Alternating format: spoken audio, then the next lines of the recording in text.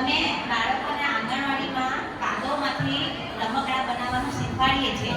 તો આજે અમે કાદવમાંથી રમકડા બનાવ્યા છે. તો કાદવ આપણે જ્યારે ગુંદીએ ને આમાં તો એના અંગોની કસરત થાય, નાના નાના અંગોની. એટલા માટે આંગણવાડીની અંદર આપણે કાદવ ગુંદવામાં આવે છે ને એમાંથી કયા કયા રમકડા બને છે એ આપણે બાળકોને શીખવાડવામાં આવે છે.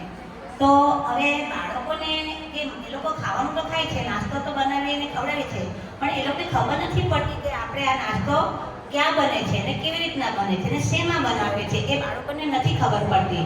એટલે બાળકોને એ પણ આપણે શીખવાડવાનું હોય છે. તો તમારી મમ્મી કે અમે જે કંઈ નાસ્તો બનાવી છે તે શેમાં બને છે, વાસણ વગર તો કોઈ દિવસ ખાવાનું બનવાનું નથી. તો પછી અમે છે તો આ એક વેલણ અને પાટલી બનાવી છે. તો આના પર આપણે રોટલી બનાવી શકાય. એવી જ રીતના આ છે તો ઘંટી છે. આમાં આપણે ઘઉં છે, જુવાર છે, બાજરી છે, એવું બધું દળાવી શકાય ને એમાંથી જે લોટ બને એનાથી આપણે રોટલી બનાવીએ. એવી જ રીતના હવે રોટલી તો આપણે બનાવીએ પણ કાચી તો ખવાય નહીં, તો એને શેકવી પડે ને. તો આ ચૂલો છે, આ ચૂલા પર આપણે રોટલી શેકવાની છે. તો શેમાં શેકવાની? તો એના માટે આપણને તવો તો જોઈએ ને. તો આ તવો છે, તો તવા પર રોટલી તો આપણે મૂકી, પણ હવે આપણે એમ જ તો શેકાય નહીં, દાઝી જવાય, બરાબર?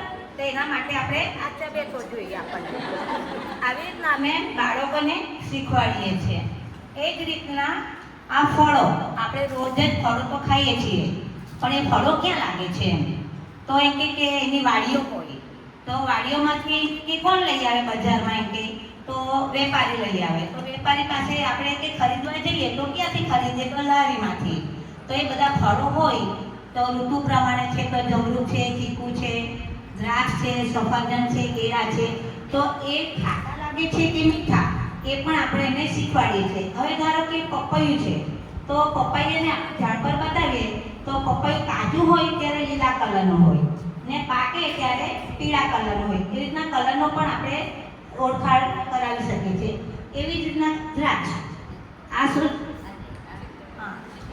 આ દ્રાક્ષ છે, તો એ દ્રાક્ષનો માંડવો આવે, વેલા હોય.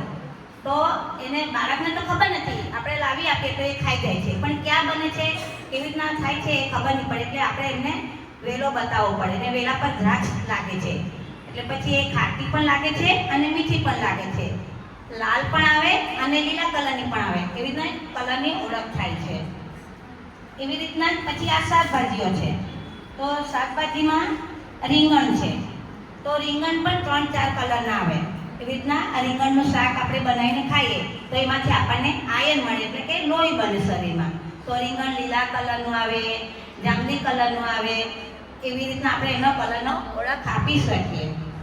એવી રીતે આ કારેલું છે, તો કારેલું કેવું લાગે?